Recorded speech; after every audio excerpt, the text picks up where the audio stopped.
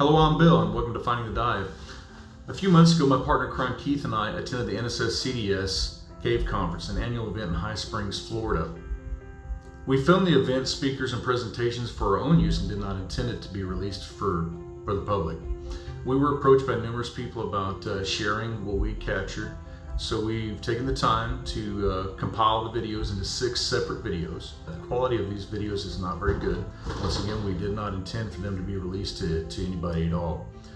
We contacted the conference planners and requested information on each speaker's segment. Some graciously gave what they could.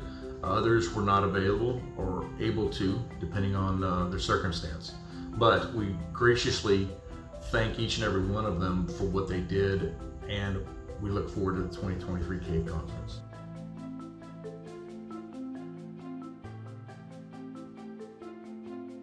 This is the first segment in our 6-part video series of the NSS-CDS Cave Conference. First up, we will have Gus and Woody with Dive Talks, talking about 10 ways to improve your channel. These guys have done amazingly well in the last couple of years. They have a lot to say. Their videos are fun.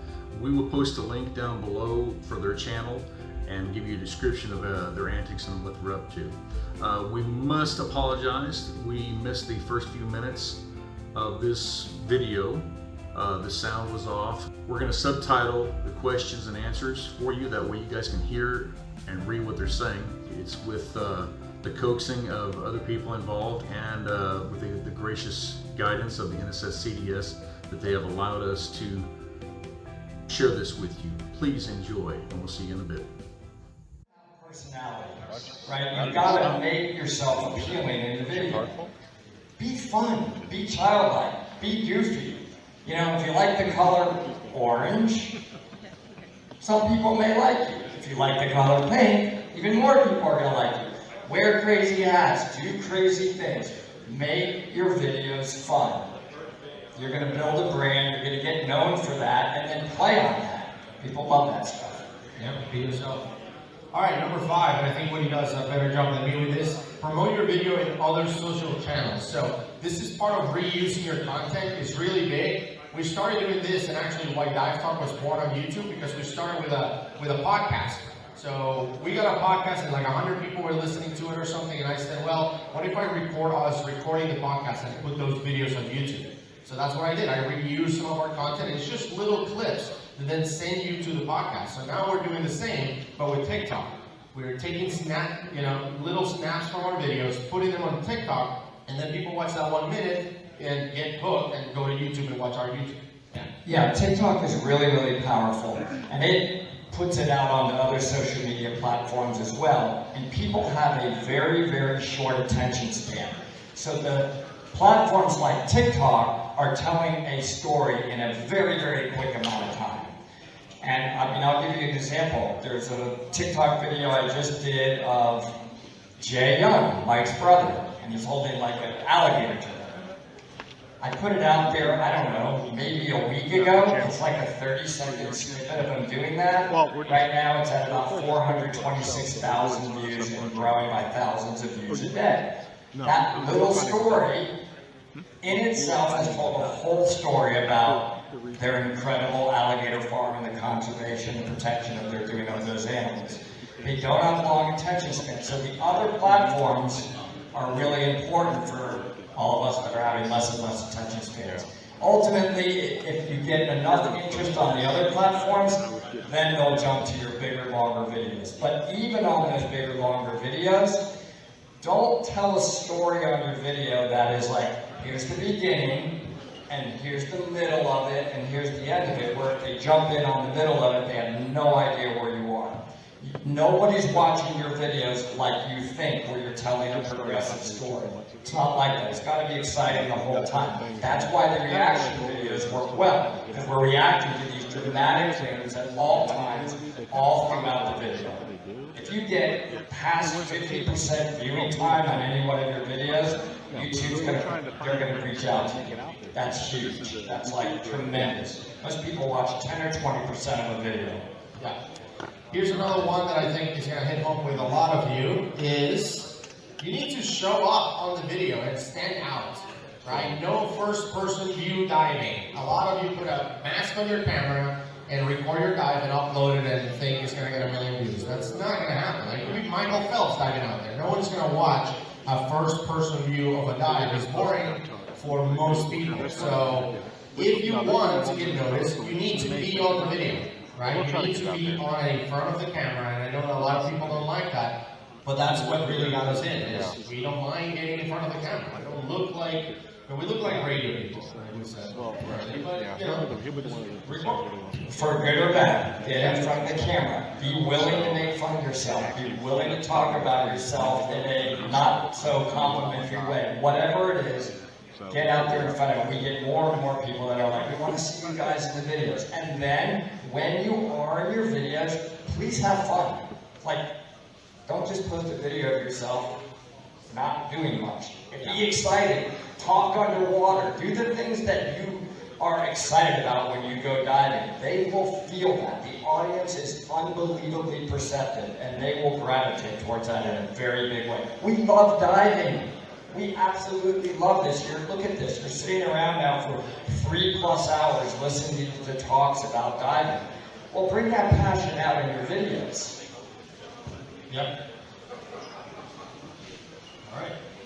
Number 7, post great thumbnails and leverage YouTube cards. There's so many people that upload videos and then whatever thumbnail YouTube generates, that's what they keep, and that's wrong. And I actually brought in some examples of the way we used to do it, which was wrong, so you can see a difference, right? So thumbnails on your videos should be very simple and should make one of people click on it, right? Once they click on it, they will watch you if you do a good job with the actual video. So here's an example of a bad thumbnail we did, a video that was poorly watched, you know, back in the past. So this is a thumbnail that has so much data on it, so much information. Like the entire title of this video is on the thumbnail. No one's going to read that. They just see a bunch of gibberish and they pass it. They don't even click on it, even if the video was awesome, right? Even if the video was amazing, they will not click on it just because of the thumbnail.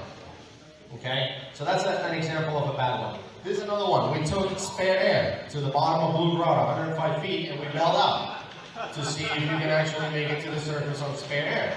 But so much data on the thumbnail, so many words, right, that people don't really watch it. And the video could have been awesome. It is actually a pretty fun video because we both fell out on the bottom of the grotto, but it's just so much stuff that people don't watch. I was this close to me. No, I died on 80 feet. Spoiler alert, I made it to 80. From 100 to 80 and then I dropped. No, I was really normal like that. Alright, so who knew? They're worthless. So yeah. So that was a good video. But here's another example of a video that we did recently where the thumbnail made people click on it. This video was titled, divers or cave explorers found amazing, something amazing inside a cave in Utah. And this was the thumbnail. They found a waterfall inside the cave. How awesome is that? So this video, everyone watched it. Everyone who's in our channel or related to our channel watched it. These guys were exploring a cave. All of a sudden they see a sump, they come up, there's a waterfall inside the mountain. So that was pretty cool. Now, there's a difference between clickbait, which is basically putting a thumbnail together that isn't true, is nothing to do with your video, but it just gets them to click. They'll do it once. And they're very aware of clickbait, and they don't like it. People don't want to be lied to, and they are smart, and you will lose them as a subscriber. Versus, it's okay to be very dramatic in your thumbnail, get to the point. We were told in some consulting we had with Daryl Eves, he built like Mr. Beast and some of the biggest YouTube channels out there. Right away, within 3 to 5 seconds, it should tell an entire story. It should tell a story. A waterfall. Somebody must have, a waterfall? Underwater? They know we talked about cave diving. It's a story. Now they want to see the rest of the story. So think about that. Quick, to the point, it tells a total story, make it very exciting, but it's not a lie. It's not clickbait. Yep, and we're diving this cave, by the way. It's awesome. Here's another example of a good thumbnail. This was I think the title of this video is, divers got lost in a cave and they had to be rescued or something like that. Or somebody had to go get the bodies or something like that. This was the thumbnail. They were out of air and lost. They found an air pocket inside a cave, and somebody had to actually fly from Florida. This was in Venezuela, a cave in Venezuela. They got lost inside the cave for 3 days, I think it was, and somebody from Florida went and got him out. Arrows are very effective. Yep. So that was something Daryl told us to use. Use arrows, bring them to the main topic. Also your eyes and expression should feed into the story as well. So we are always thinking about what's the theme of the video, and that's the thumbnail of our expression we're going to do. Whether we're looking at something that we want them to look at. And arrows are incredibly effective. Sweet, you can really powerful, you can really direct a lot of attention with arrows. Yeah, the thumbnail is kind of like your resume. It gets you that interview, but then to get the job, you have to nail the interview. The thumbnail gets them to click, but then you have to nail the video so they can watch. After they watch, though, I'm not very pushy. We're not very pushy for subscriptions, or at least we don't do it mindlessly, where people say, the spiel, like, make sure you like and subscribe, or no one subscribes to that, right? You have to earn the subscription. They have to watch the video and be like, this guy's not legit, and subscribe at that point. Like, we actually never say subscribe to our channel, or very rarely I say that. We just do an animation after we get to the apex of the story that says subscribe now, and hopefully people will be like, you know what, you deserve it, and click on it, and that's what they do. And here is why subscriptions are so important. We can have hundreds of thousands of views on a YouTube video, but not necessarily nearly many as subscribers watching it. What happens is YouTube wants subscribers. They want loyal people watching the videos because they want you to watch the advertising. So if you get a lot of subscribers and those subscribers are watching your videos, so in other words, in your analytics, it's a high number of subscribers that watch your videos, that algorithm is just pumping that video. That it's gonna resonate with YouTube, and they're gonna pump it out more. So subscribers are very, very important for the algorithm. Yep. What pays, by the way, is views. So having subscribers is important, but obviously people watching your videos is really what pays for it. That's where the money comes from. And a rough estimate, because I know it's hard sometimes when you're thinking like, how much money do YouTubers make? On an average is about $4,000 to $5,000 per million views. So if you can get 1 million views a month, you can make $5,000 doing YouTube, which is pretty awesome. So just so you have an idea, yeah, 1 million views sounds like a lot, but some of these channels are making hundreds of millions of views every month, so you can kind of calculate where that goes from there. All right, number 9. Oh, one last thing I wanted to add, the progression of the video. When you're closing the video, one important thing that we learned from Daryl was you want them to keep watching your content. So you always want to connect your video to another video. Every time I wrap up one of my videos, I always say, if you like that story, there's actually this other video about insert whatever happened here, and you can watch it right here. You want people to click on that, watch that one. That one gets to the end and says, by the way, if you like that one, you should check out this one. And they just keep watching. You want them to watch 3, 4, 5 different videos instead of just one. So just do a better job closing your videos and saying, if you like that one, don't even subscribe. Don't even say that. Just, if you like that one, watch this other one. Next thing you know, they've watched 3, 4, 5, and they'll subscribe anyway because they're hooked on the channel. Yeah, and within that, it's not on there, but also collaborations. If you can get people to work with you that are already big on YouTube, or even if they're not, collaborations work really well.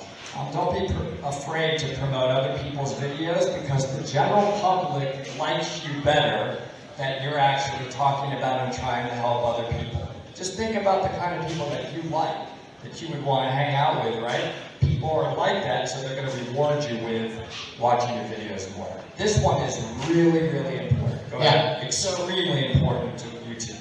Every TV show or radio show or wherever that you watch, one thing they have in common is they have a predictable frequency. Unless it's on like Netflix or something, it will have a predictable frequency. It's every Tuesday at 10 or every Thursday at 8 or whatever it is, or every morning. It's always predictable. So come up with something you can do. Like if you can make one video a month, so be it, but make it every month. The first Sunday of every month, the second Friday of every month, whatever it is, make it predictable. One thing we've done, and we've tried different combinations, But by looking at the analytics, we realize that people like to watch us when their week starts because they don't want to work, and when their weekends because they don't want to work. So we upload on Mondays and Fridays. That's just the way we do it. In the morning. In the morning. 7 a.m. is what we were told to upload the video at every single time. So every time it's on Mondays and Fridays at 7 a.m. You're capturing a good amount of audience that's watching before they get to work or probably at work. And that's what I told you. Yep, absolutely. And the last tip, because I know that lunch is out, but I want to answer some questions as well, is become a social video expert, right? And what I mean by that is research this stuff, like understand what is the works out there. I know that there's a lot of people, and we've met people like that, there's like, I'm just going to put it out there, and if people want to watch it, fine, and if they don't want to watch it, so be it. Then why do you put it out there? If you put it out there, it's because you want people to watch it. So just learn about it, which is what we've been doing. We've been learning about it. We're not experts. We read books. We read stuff about how can we make better content for people out there to enjoy it, and it seems to be working well. Yeah, and one other thing on this point that's a little bit of a different angle is the public is very aware of good quality. Sound quality, lighting quality, and good cameras matter. Like, I used to think, who cares? It's a cool video. Just do it with our iPhone. It's a huge difference when you are using good quality microphones, good quality lighting and sound. So you've got to invest. It makes a big, big difference on the retention and their willingness to subscribe and come back. And we get tons of comments about it from the subscribers. Like, I watch you guys just because the quality of your lighting and the sound and so forth is so good. That matters a lot. Yeah. If I get specific, audio for me is number one. Our audio has to be perfect, then the video quality, and then the rest. Audio is always number one. You can't watch a video, like, have you ever watched a video that's perfect video quality, but the audio's out of sync? The audio's out of sync, like, I just can't watch this thing. Audio is important. Don't worry about the camera that much. Nail the audio. All right, speaking of audience, we're going to cut you off, and we're going to bring Paul on.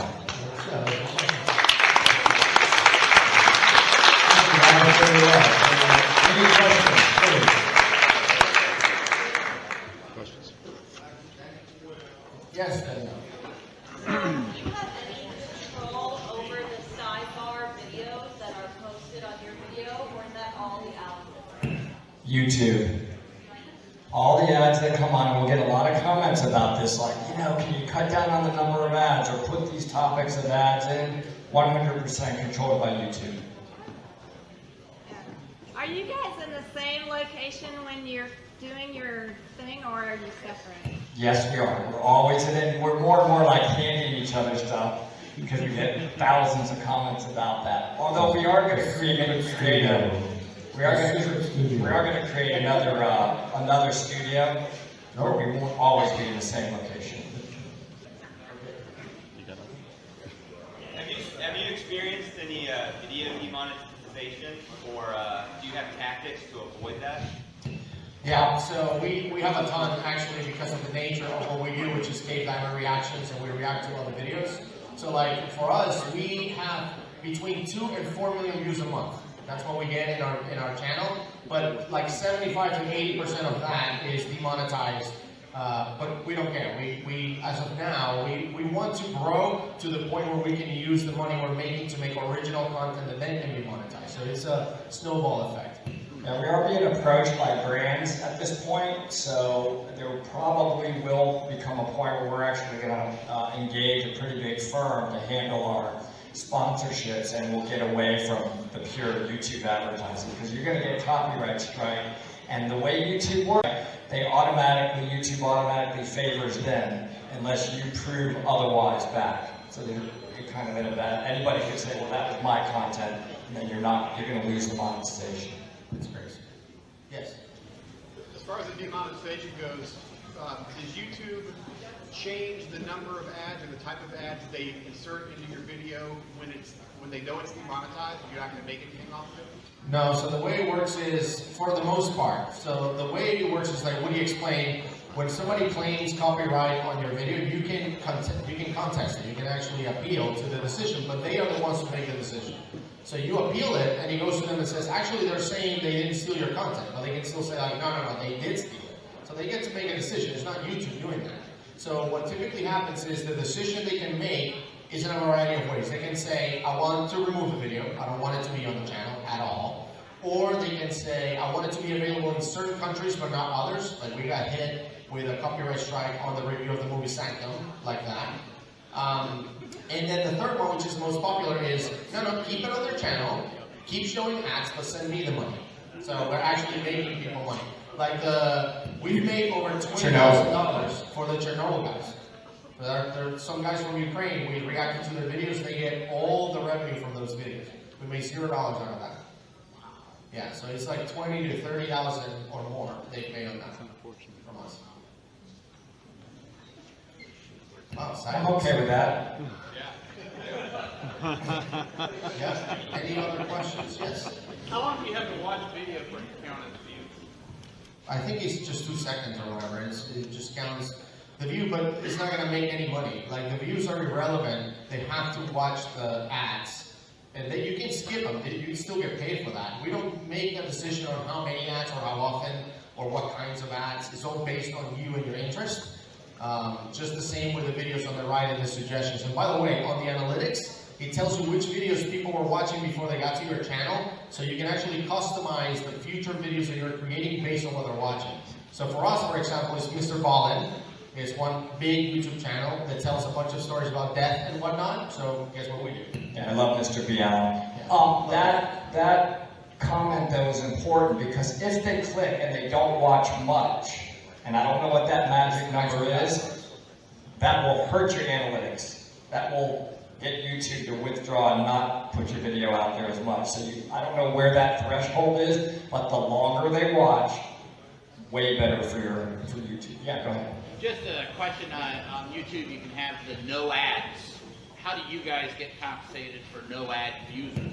Do they track them? Great question. We do get compensated for that. So there's a revenue called YouTube Premium, and every month it tells you made $500 out of YouTube Premium. Okay. Yeah. Cool. So they can skip them, but you'll get the credit. Yep, we still get the money for that. Just one follow-up to that question about the monetization. Is it only the copyright infringement possibilities that get demonetized, or is there subject matter that can also get you demonetized? No, subject matters can get you age restricted, which is almost as effective at getting demonetized, because how many of you have clicked on a video and as soon as it says you have to log in to watch it, you're like, forget it. You just don't watch it, right? So it happened to us. Our most popular video, we ran it for, I don't know, a couple months. It got 2.8 million views, and then YouTube all of a sudden decided this is too graphic. So now it is 18 plus, and 18 plus to watch, and some ads are restricted, so we're basically not making any money anymore on that. We can answer some more questions after. I know you want to get going on this stuff, but I do want to say one final thought, and that is that, look, even when we put content out there that is scary, it's deadly, whatever it may be, we are bringing massive amount of divers into diving. I mean, you heard Brian say we've got to continue, we want to grow diving. And that to me is the single most rewarding reason. I told Gus that I'm not doing this unless I feel like somehow we're going to bring people into diving and want to love diving more. And guess what? They love you guys.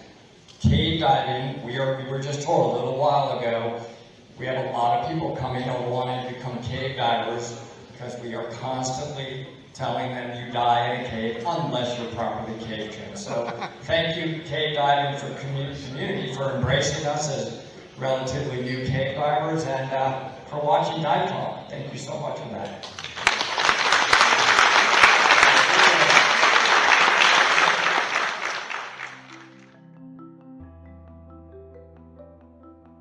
We would like to thank Gus and Woody for their kind words of wisdom. We will once again post a link down below for their channel. That's it for this segment. Please follow the link for part 2 in our 6-part video series, and we'll see you on the next dive.